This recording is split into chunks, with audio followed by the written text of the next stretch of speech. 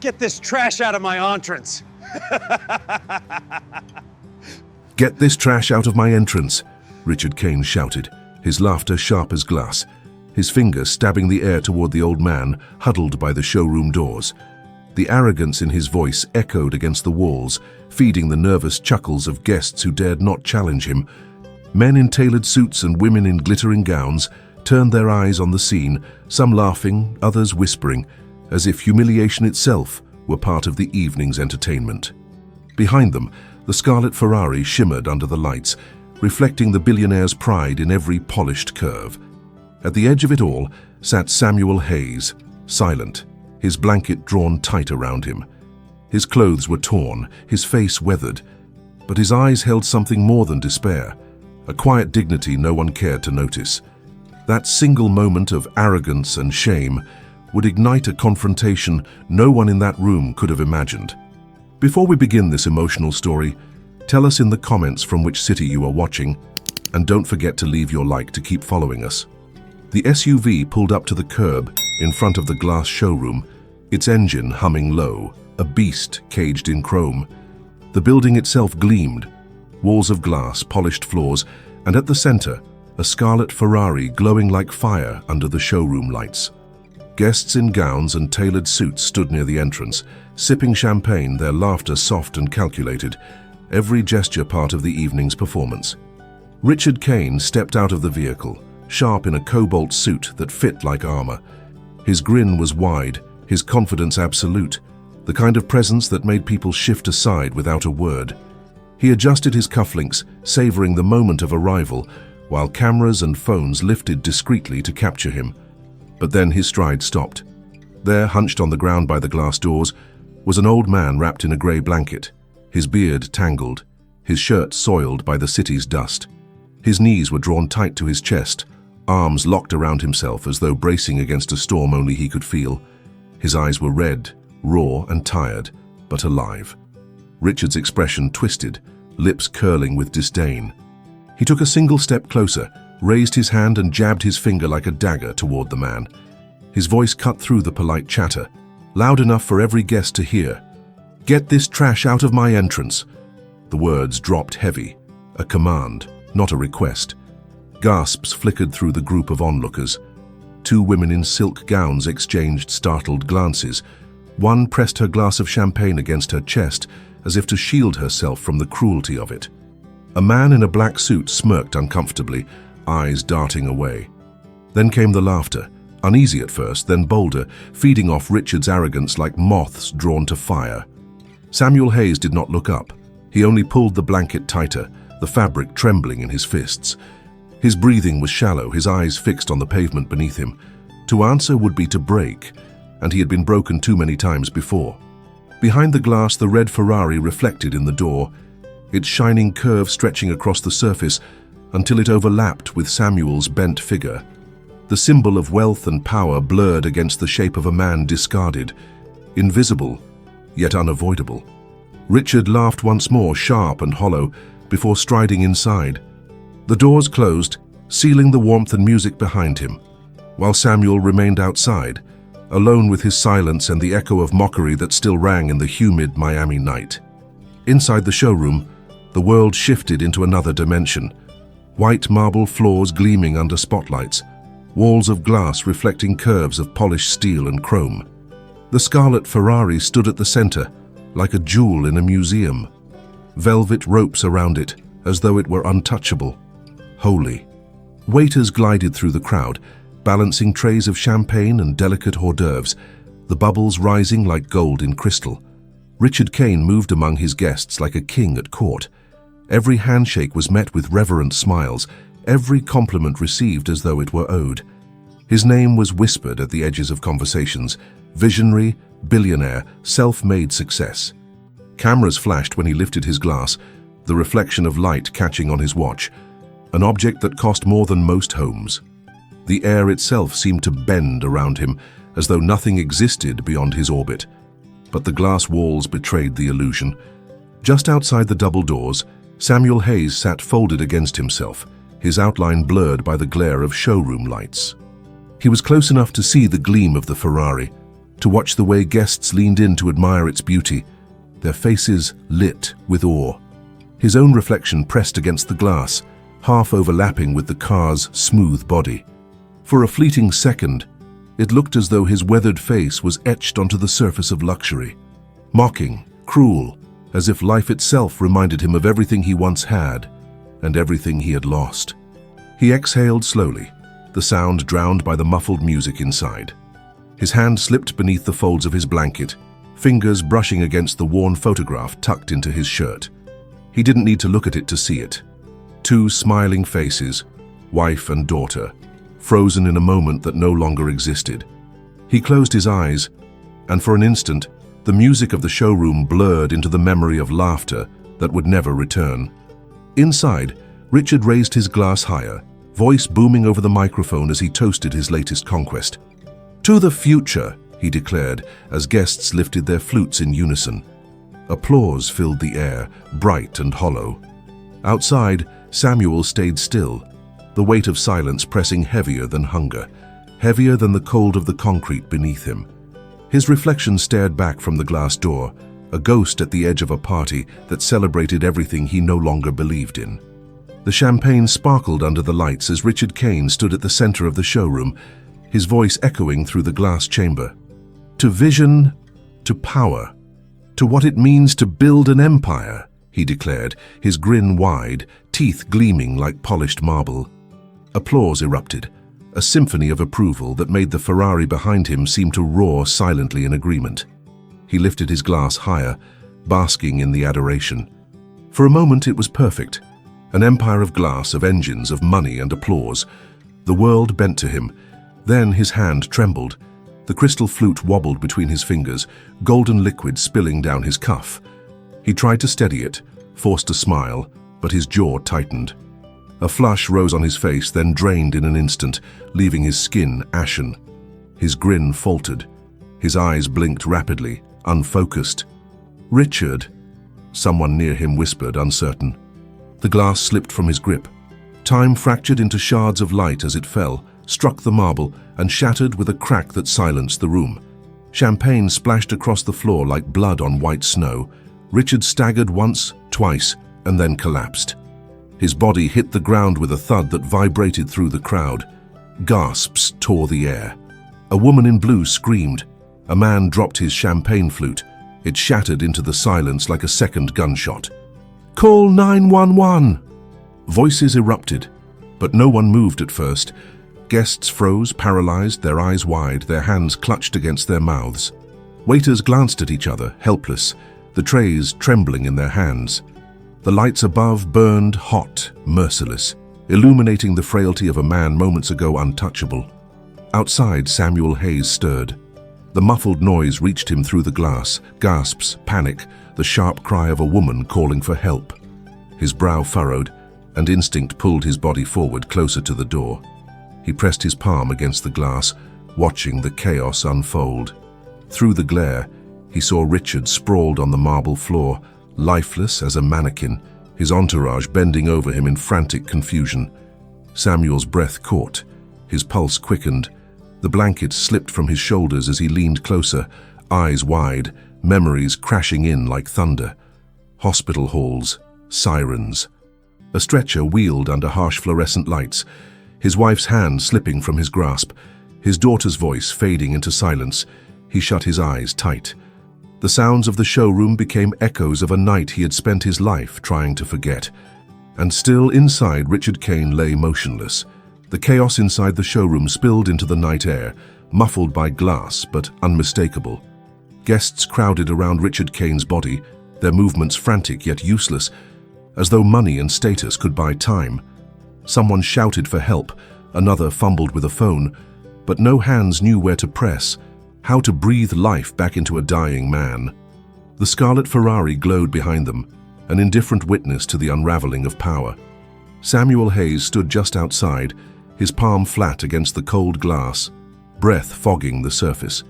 His reflection stared back at him, gaunt face etched in exhaustion, eyes darkened by years of shadows. Behind that reflection, he saw Richard lying still on the floor, the same man who minutes earlier had pointed at him with disgust, had called him trash in front of strangers who laughed. Now that man was nothing but a body on polished marble, helpless and pale. A voice inside Samuel hissed, "Leave him. Let him choke on his own arrogance. He gave you shame. Give him silence in return." But another voice rose, softer yet stronger, pulling him into a storm of memory. He was back in a hospital hallway, fluorescent lights glaring, monitors beeping in erratic rhythm, his wife's hand slipping from his, fragile fingers colder by the second, his daughter's voice calling high and panicked before fading into the night of sirens. He remembered pressing on her small chest, begging, commanding life to return, but it hadn't. He had been a doctor then, a healer. And still he had failed. The guilt had never left. It had stripped him of his purpose, his home, his very name. He had vanished into the streets, punishing himself with hunger and silence, choosing to disappear because he could not forgive himself for surviving when they had not. Now here was the same test again. Samuel dug into his shirt and pulled out the photograph. The edges were worn, the colors fading, but the smiles of his wife and daughter still shone. His thumb brushed over their faces, trembling, and he whispered words only he could hear. His eyes filled with tears, not of weakness, but of memory clawing its way back to the surface. Through the glass, Richard's entourage screamed for help, but none stepped forward. Fear froze them, ignorance paralyzed them. Seconds stretched into eternity. Samuel's chest heaved. He looked down at his hands, dirty, cracked, calloused from years on the street. They trembled violently, yet beneath the shaking was something else. Knowledge. Muscle memory. The certainty of a man who once commanded life from death. The cruel voice whispered again, "He deserves this. Stay where you are." But Samuel stepped forward. One foot, then another, blanket slipping from his shoulders, falling soundlessly to the pavement. He stood before the glass door, staring into the chaos, heart pounding with dread and determination. It wasn't forgiveness that pushed him. It was duty. His hand pressed the door handle. The glass door swung open with a muted click, and the humid Miami night spilled into the pristine showroom. Conversations died mid-sentence.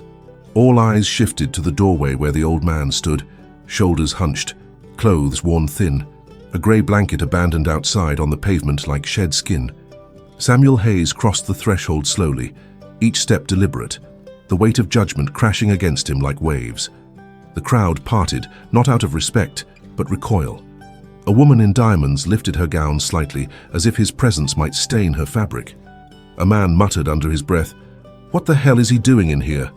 Another laughed nervously, the sound brittle and hollow. The air thickened with discomfort, the scent of cologne and champagne now tainted by the raw odor of the street, clinging to Samuel's coat. But Samuel didn't flinch. His gaze was fixed on Richard Kane's body, sprawled across the marble floor, his skin drained of color, lips faintly blue. A circle of useless wealth hovered over him. Executives, friends, admirers, paralyzed, their manicured hands trembling as they tried to remember what one should do in a crisis. Samuel's voice broke the silence. Low, steady, unshaken. "Give me space." The command was simple, but it cut deeper than authority. Something in his tone carried the weight of experience, the echo of hospital corridors, the cadence of life and death decisions. Instinctively, people obeyed. They stepped back, leaving the billionaire exposed, the circle widening under the force of a man they had dismissed as trash moments before. Samuel knelt beside Richard, lowering himself with the care of someone who had done this 1,000 times. His knees pressed against the marble, his palms hovered over the chest. For a split second, doubt surged through him, memories of failure clawing at his mind. But then his hands steadied. Muscle memory returned like an old song remembered after years of silence. "Loosen his tie," Samuel ordered. His eyes flicked up briefly.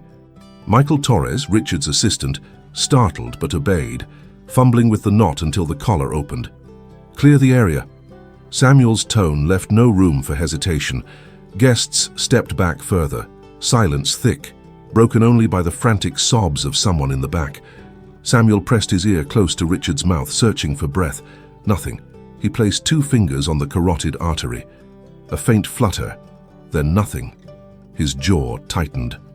His hands locked into position on Richard's chest. He drew a deep breath, steadying the tremor that threatened to undo him. Then, with all the strength in his body, he pressed down. 1 compression, 2, 3. The dull thud echoed against marble, a grim metronome in a room that had forgotten how to breathe. No one dared to laugh now. No one looked away. Every gaze was pinned on the homeless man who had become command, the discarded figure now holding the richest man in the room between life and death. And Samuel did not look up. His eyes stayed fixed on Richard Kane's chest, rising and falling under the weight of hands that remembered what it meant to fight for a heartbeat. The marble floor trembled under the rhythm of Samuel's compressions. His palms pressed down hard, 30 times, the dull thuds echoing like a drumbeat of war. His arms locked straight, his shoulders rolling forward with each push, sweat gathering at his temples despite the icy chill of the showroom's air conditioning.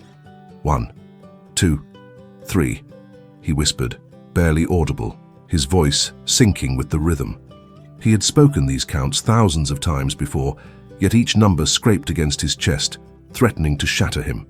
He tilted Richard's head back, pinched his nose, sealed his mouth over the man who had called him trash, and gave 2 breaths. Air rushed into lungs that resisted, chest rising slightly, then collapsing like a balloon with a leak. Samuel's eyes narrowed, determination igniting in their depths. "Bring me the AED," he barked, the old command surging from muscle memory. For a heartbeat, no one moved. Then Chloe Martinez, a hostess trembling in her heels, darted to the wall and ripped the red case from its mount. She rushed forward, hands shaking, and placed it beside him. Samuel snapped it open, his fingers moving with precision. He peeled the pads, pressed one onto Richard's bare chest, the other on his side. The machine spoke in a flat, electronic voice, analyzing, "Do not touch patient." The room held its breath. Shock advised. Samuel's hand slammed the button. Richard's body jerked violently, arms flailing before dropping limp. Gasps erupted around them. Emily Carter clutched her chest, tears streaming unchecked down her cheeks. Michael Torres whispered a prayer under his breath, his knuckles white against the edge of a chair. Samuel didn't pause. He launched into compressions again, his body a piston, every thrust digging against memories that burned behind his eyes. He saw not Richard Kane, but his daughter on the stretcher, tiny ribs beneath his palms, the rain hammering the ambulance roof. He pressed harder, as though this time, this life, he could rewrite what had been stolen from him. 1, 2, 3. His whisper broke. He blinked hard, forcing tears back. He would not lose focus. Not now. The machine spoke again. "Check for pulse." Samuel's fingers pressed to Richard's neck. Nothing. He lowered his ear, listened. Silence. His jaw clenched. He began compressions again, refusing defeat. And then, a flutter. Barely there. Then stronger. Richard's chest rose on its own, shallow but real. His lips parted, dragging in a ragged gasp that echoed through the room like a cannon shot. For a second, silence reigned. Then sobs broke out, sharp intakes of breath, cries of relief. Someone muttered, "He's alive." Another whispered, "The old man saved him." Samuel sat back on his heels, his body trembling, sweat dripping down his brow, his hands hovering just above Richard's chest as though unwilling to leave. His lungs burned, his arms ached, but a faint pulse throbbed under his fingertips. The billionaire who had called him trash was breathing again, because Samuel Hayes had refused to walk away. The wail of sirens cut through the night, growing louder until red and blue lights flickered against the showroom's glass walls. A moment later, the doors burst open and paramedics rushed inside, their equipment clattering as they dropped to the marble floor beside Richard Kane. "Who started resuscitation?" the lead paramedic demanded, voice clipped, urgent. The crowd hesitated. Guests glanced at one another, uncertain, unwilling to say it aloud. Then Emily Carter, her hands trembling as she clutched her glass to her chest, lifted her chin and pointed. "Him," she said softly, her voice breaking. "The old man." Dozens of eyes turned in unison. Samuel Hayes sat slumped beside Richard, his chest heaving with exhaustion, sweat staining his shirt. His palms, cracked and grimy, hovered near the billionaire's collar as though reluctant to let go. For the first time that night, no one laughed, no one sneered. Silence stretched, heavy and undeniable. The paramedic studied Samuel with sharp eyes. "You did compressions? How long?" "Long enough," Samuel rasped, his voice hoarse but steady. The paramedic nodded once, impressed, and gestured for his team to continue. They took over with practiced precision, attaching monitors, checking vitals. Richard groaned faintly, his eyelids fluttering, his breath ragged but present.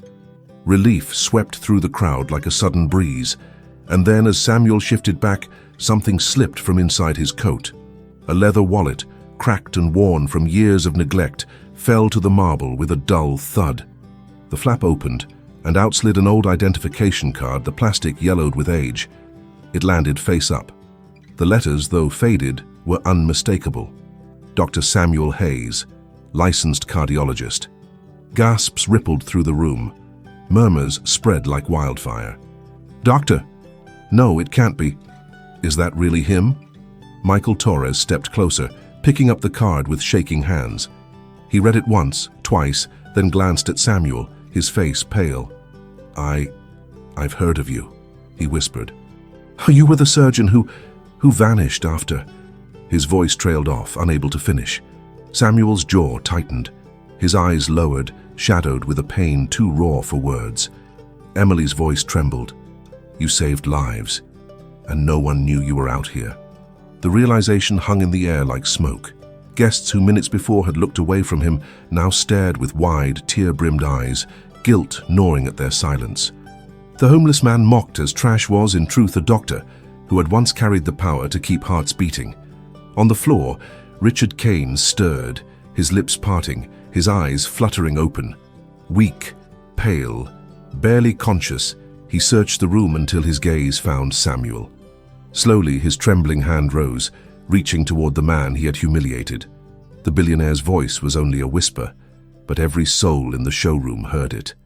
"You." The paramedics lifted Richard Kane carefully onto a stretcher, wires and monitors now keeping rhythm with his fragile pulse.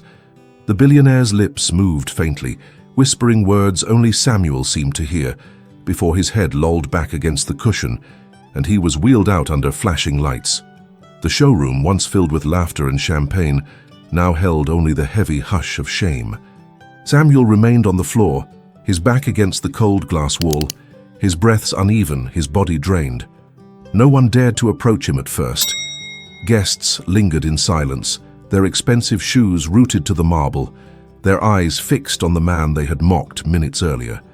The scent of fear and perfume hung thick in the air, clashing with the sharp metallic tang of the AED still lying open on the ground. At last, Emily Carter moved. She slipped out of her heels, bare feet whispering across the marble, and knelt beside him. She offered a bottle of water, her hands trembling as though she were approaching someone sacred. "You saved him," she whispered. How did you know what to do?" Samuel took the bottle, unscrewed the cap slowly, and drank. The water was cool, cutting through the desert of his throat. He stared at the floor a long moment before answering. His voice was rough, low, as if torn from a place buried deep. "Because once, it was my life." He pulled the photograph from inside his shirt. The paper was worn, edges curled, colors faded, but the faces were still clear. A woman with gentle eyes, a little girl with a gap-toothed smile. He held it as though afraid it might vanish if he loosened his grip. "I was a doctor," he began, words halting, each syllable heavy. "Cardiology, heart surgeon. I saved lives every day. People trusted me with everything. And then..." His breath shuddered, his voice cracked. He closed his eyes, and the tears he had buried for years finally burned their way down his cheeks. "My wife, my daughter, a car accident, rain on the highway. I was on call, stuck in surgery, and I wasn't there. By the time I arrived..." His voice broke, and for a long moment he couldn't continue. His thumb brushed the photo, trembling. "I tried. God knows I tried. My little girl's chest under my hands, my wife already gone. I begged, I screamed, but I couldn't save them." Silence filled the showroom, thick and suffocating. No one moved, No one breathed. Even the hum of the lights seemed to dim under the weight of his confession. Samuel's shoulders shook. After that, I walked away from the hospital, from my home, from everything. How could I heal strangers when I couldn't save the only hearts that mattered? I didn't deserve the title anymore. So I left it all behind. I chose the streets, punishment, exile. Emily's eyes filled with tears. She reached for his hand but stopped short, afraid to intrude on the depth of his grief. From the doorway, Michael Torres appeared, his voice quiet, reverent. "Mr. Kane, he's asking for you." The hospital room smelled of antiseptic and faint lavender from a diffuser someone had placed by the window, an odd attempt to soften the sharp edges of sterility. Machines hummed in steady rhythm, their beeps the only proof that Richard Kane's body still clung to life. He looked smaller now, shrunken beneath crisp white sheets, his once commanding presence reduced to pale skin and trembling breaths. Samuel Hayes stood in the doorway, unsure if he belonged. His clothes had been exchanged for simple hospital scrubs offered by the staff, yet his posture remained hesitant, as if he might be expelled at any moment. His hands flexed nervously, calloused fingers betraying the weight of both weariness and memory. Richard's eyes opened slowly, struggling against the heavy fog of medication. When he saw Samuel, his lips parted. For a long moment, no words came. Only silence, heavy with everything unsaid. At last his voice emerged, faint and hoarse. "I called you trash." Samuel said nothing. His gaze remained steady, unflinching. Richard's throat worked as he swallowed. "Sorry, isn't enough. I mocked the man who saved my life. But worse than that," his voice cracked, and he turned his face toward the window, ashamed. "I've built empires on pride, on the belief that wealth makes me untouchable. Tonight, you showed me I am nothing without the hands of a man I despised." The door creaked, and Michael Torres stepped inside carrying a stack of papers. His eyes flicked between the two men, then back to Richard. "Announce it," Richard said firmly, though his voice was weak. "All of it." Michael hesitated. "Sir, do it." Richard's gaze shifted back to Samuel, his eyes raw, stripped of arrogance. "You'll have a home again, your license reinstated. Every fee, every exam, every requirement, you won't face it alone. I'll fund it. I'll fund more than that. A foundation in your name for doctors who lost everything, for healers who were forgotten. That will be my empire now." Samuel's lips parted, his breath catching. He shook his head slowly, his voice barely above a whisper. "I only asked for bread." Richard reached for his hand, frail fingers trembling as they closed around Samuel's rough palm. His grip was weak, yet desperate, clinging as if Samuel himself was the lifeline. "Your hands," Richard whispered, tears filling his eyes, "will save more lives than I ever could with all my money. Don't let my arrogance bury that gift." For a long moment, Samuel stood frozen, torn between bitterness and grace. Then at last, his hand tightened slightly around Richard's. Not forgiveness, not yet, but acknowledgement. The room fell silent, save for the steady beep of the monitor. For the first time in years, Samuel Hayes allowed himself to believe that perhaps his exile was ending. Weeks later, the glass showroom opened its doors again. The floor gleamed brighter than before, polished until every reflection shone like a second reality. Guests arrived in tailored suits and elegant gowns, their chatter lower, their steps slower, as though the air itself had changed. The scarlet Ferrari still rested under the spotlight, its curves immaculate, yet it no longer held the place of honor. At the center of the showroom, on a pedestal of dark marble, stood a bronze plaque. The engraving caught the light in sharp strokes of gold. In gratitude to Dr. Samuel Hayes, whose hands reminded us that life is greater than luxury. A hush spread as guests approached, reading the words aloud, their voices soft, reverent. Some lowered their eyes, remembering their silence the night Samuel was mocked. Others traced the letters with trembling fingers, as if touching them could ease their shame. Samuel Hayes stood at the back, almost hidden among the crowd. He was different now. His beard trimmed, his hair neat, a clean shirt tucked into pressed trousers. Around his neck hung a new badge, Dr. Samuel Hayes, cardiology resident. He held it lightly, almost disbelieving, as though afraid it might vanish if he clutched too tight. Emily Carter spotted him first. She smiled gently, stepping aside so others could see.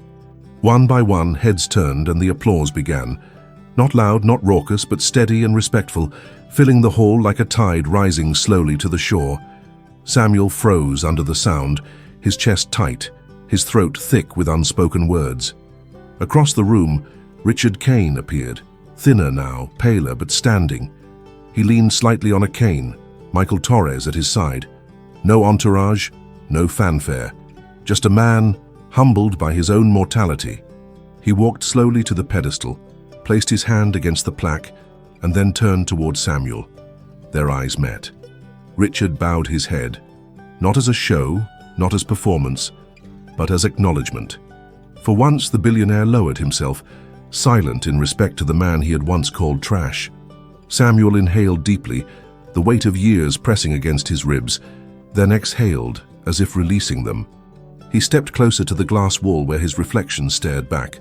Not the gaunt shadow from weeks before, but a man restored, standing inside, no longer an outcast peering through barriers. The Ferrari gleamed behind him, but no one looked at it. Every gaze was fixed on Samuel Hayes, the forgotten doctor who had risen from the pavement to remind them all that dignity was not for sale. For the first time in years, Samuel allowed himself a small, fragile smile. The night that began with arrogance ended with humility. A billionaire who once mocked a broken man discovered that true wealth is not measured in cars or empires, but in the quiet courage of those who refuse to let bitterness win. Samuel Hayes, once forgotten, chose not revenge but compassion, and in doing so he reclaimed the part of himself that grief had buried. Hope does not always roar.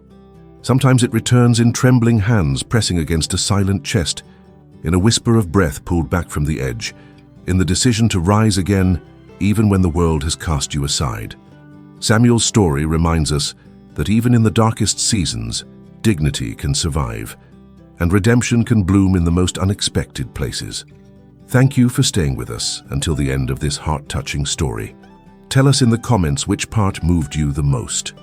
Subscribe and turn on the bell to receive more stories that inspire and transform. Leave a like if you believe in the invisible strength of dignity and family. And above all, thank you for being part of this community that believes in stories with soul. And before you go, watch the story I leave here on the left. I'm sure it will also move you and make you reflect.